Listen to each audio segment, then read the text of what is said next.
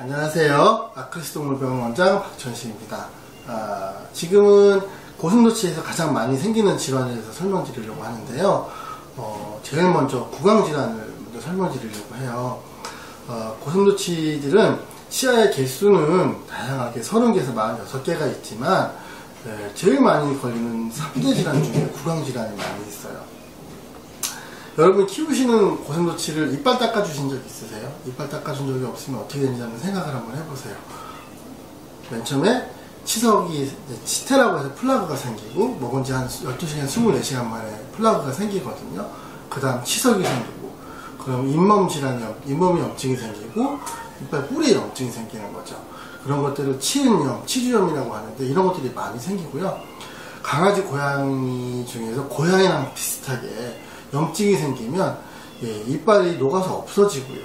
턱뼈도 녹아서 없어지는 경우도 있고, 이게 염증이 시작돼서 세포가 변해서 악성 종양으로 되는 경우도 있어요. 악성 종양이 있어서 이빨이 망가지는 경우도 있고, 어쨌든 그런 경우가 되게 많은데, 여러분이 키우시는 애들 같은 경우는 고슴도치 이빨 닦기가 정말 불가능하거든요. 그래서 보통 1년에 한 번씩은 꼭 스케일링을 해주셔야 되는데, 그리고 구강 검사를 꼭 6개월이나 1년에 받으셔야 되거든요.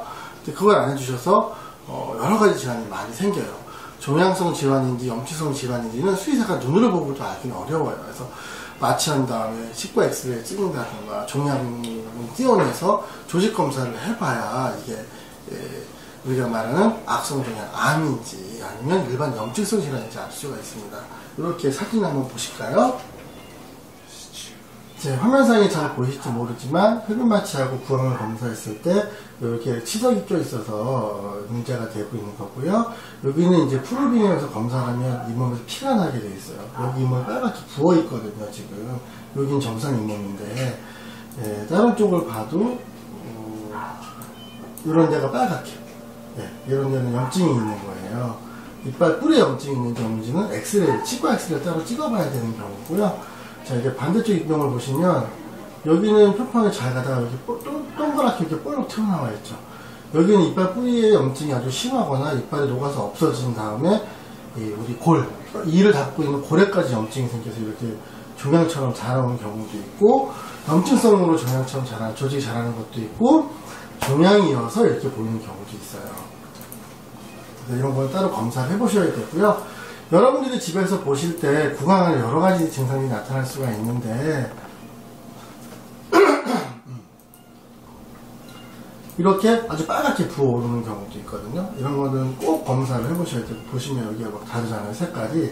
여기는 이빨이 완전히 녹아서 없어진 경우도 있을 수 있고요. 염증이 너무 심하게 생겨서 조직이 덮었을 수도 있고 종양일 수도 있어요. 그래서 이렇게 정상적인 일자 모양이 아니라 이빨 위로 덮은 잇몸이 보이거나 부풀어 오르거나 이런 게 있으면 병원에서 꼭 마취 후에 검사를 해보셔야 돼요. 이렇게 이빨을 덮었죠. 이런 것들이 여기도 덮고 이렇게 일자로 가야 되는데 이런 것들이 보이면 병원에서 꼭 조직 검사를 해보셔야 돼요.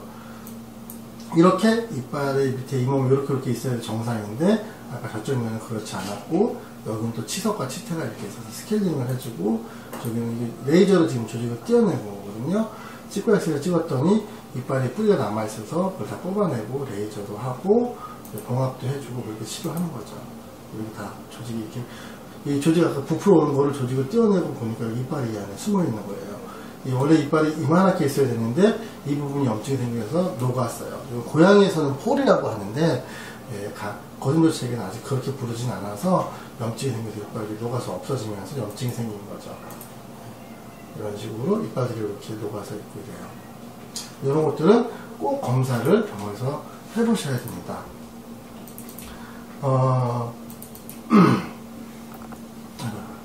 그림이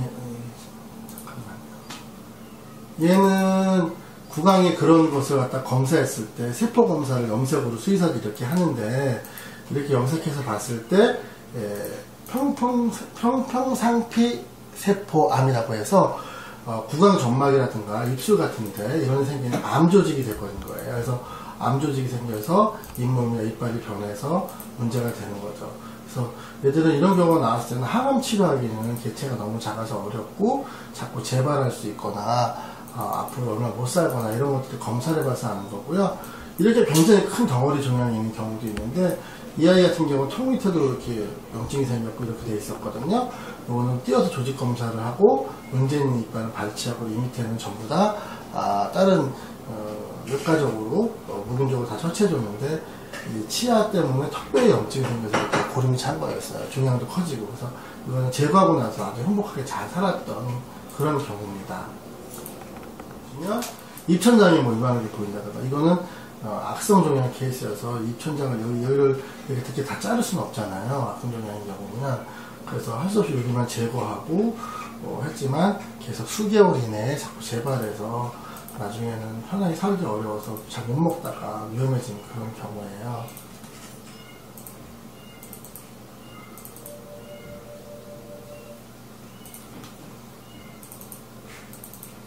그래서 이빨을 검사할 때는 흡입마취라고 이렇게 치아 방사선을 찍어요. 그래서 치아가 얘 같은 경우 문제 있고 얘를 뽑아야 되고, 원래 뼈가 여기까지 이렇게 녹아서 이렇게 내려갔고, 이런 걸 검사해서 문제 있는 치아는 발치해 주거나, 그 다음에 치주염이라고 해서 이 뿌리나 턱뼈 염증 있는 약을 얼마큼 먹어야 되거나, 이런 거를 판정해서 치료해 주셔야 되고, 아까 보셨던 잇몸이 이렇게 자라고 이렇게 없어졌던 부분 있잖아요. 그런 거는 여기 이런 윗부분에는 안 보이고, 크라운이라고 하는데 이 부분은 안 보이고, 뿌리만 이 턱뼈에 있으면 잇몸을 절개해서 이거를 다 긁어내주고 꼬매주고, 이렇게 하지 않으면 나 절대 안 낫고 자꾸 재발하거든요. 그래서 이런 방사선 검사도 이렇게 해줘야 된다.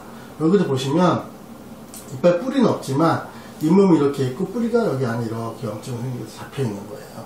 이 경우는 수술적으로 해서 잇몸을 다 절개하고 이 뿌리 있는 거를 다 제거해 주지 않으면 자꾸 염증이 생기는 경우고, 여기도 염증이 생겨 있고, 여기도 염증으로 벌어져 있고, 여기는 염증이 심해서 뿌리도 녹고 턱뼈도 녹은 거라 이런 거 발치해 줘야 되고, 이런 거를 치과 엑스레이 찍어서 검사하실 수가 있어요. 그냥 겉으로 봐서는 뭐 거의 알 수가 없거든요.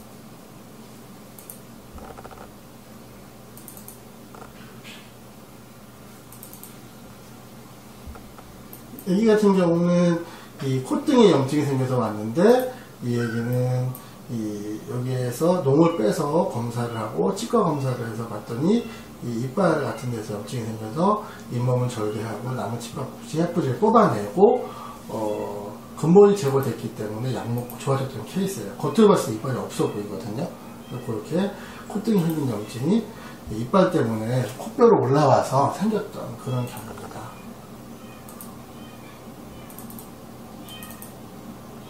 여기 보면 치석이 되게 많죠. 그래서 이 치석 때문에 잇몸이 이렇게 빨갛게 구내염이라고 하는데 생기면서 침을 잘 못 먹다가 나중에 이것도 녹아서 없어지고 통증을 호소하고 먹은 걸 흘리게 되고, 그래서 여기도 보시면 이쪽도 보면 치석이 되게 많고 잇몸이 여기까지 있으면 녹아서 없어지고 피 나오죠. 이런 경우는 잘 못 먹고 그렇게 되죠. 그래서 이게 시간이 걸리고 더 문제가 되면 이빨이 녹거나 턱뼈가 녹아서 문제가 되는 거고, 스케일링 해주고 잇몸약을 먹고 그러면 정상적으로 돌아오게 됩니다. 이게 혀까지 전부 다 염증이 생긴 거거든요. 네, 이런 경우들이 상당히 많이 생기고 있어서 정기적으로 1년 넘어간 애들은 1년에 한 번씩 스케일링을 해준다든가, 구강검사, 마취환자를 검사해야 되지만 구강검사를 통해서 무슨 문제가 없는지 확인하시고, 문제가 보이면 꼭 치아방사선 검사를 해서 정확히 치료를 해주시면, 우리도 이빨이 건강해야 잘 먹고 오래 살잖아요. 똑같이 고생노치들도 그렇게 하면 행복한 삶을 살 수가 있고요. 구강질환이 있는 애들 같은 경우는 간이나 심장, 관절 이런 데로 질병이 생길 수 있기 때문에 잘 예방해 주셔서 건강하게 잘 지내길 바랍니다. 네, 감사합니다.